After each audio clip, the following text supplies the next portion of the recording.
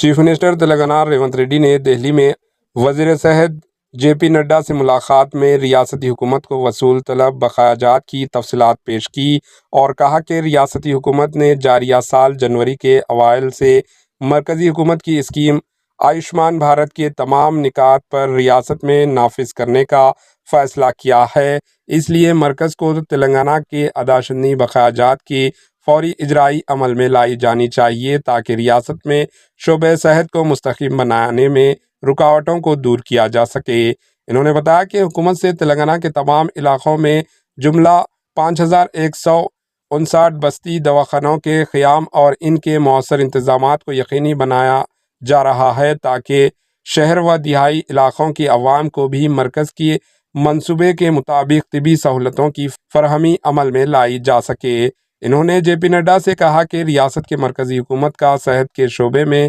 بہتری لانے تعاون درکار ہے، اس لیے وہ مالی سال 2023 اور 2024 کے تیسرے اور چوتھے سہ-ماہی کے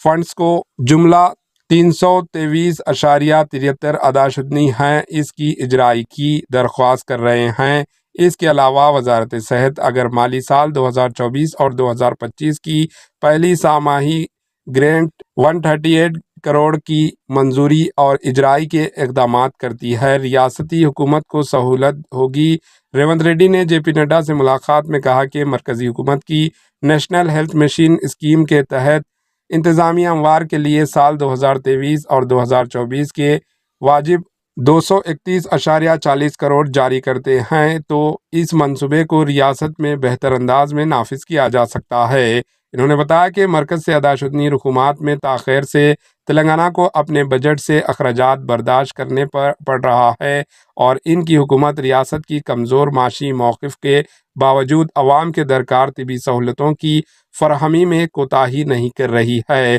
بلکہ 2023 اکتوبر سے ایمرجنسی طبی خدمات میں کوئی خلل نہ ہو، اس کے لیے مکمل بجٹ کی اجرائی یقینی بنا رہی ہے۔ ریونت ریڈی کی مرکزی وزیر نڈا سے ملاقات میں ریاستی وزیر کومٹ ریڈی وینکٹ ریڈی، پونگلیٹی سرینیواس ریڈی، رکن پارلیمنٹ انل کمار یادو، جتیندر ریڈی موجود تھے۔ Bureau report AHN news. AHN news کو لائک کریں، شیئر کریں اور سبسکرائب کرنا نہ بھولیں۔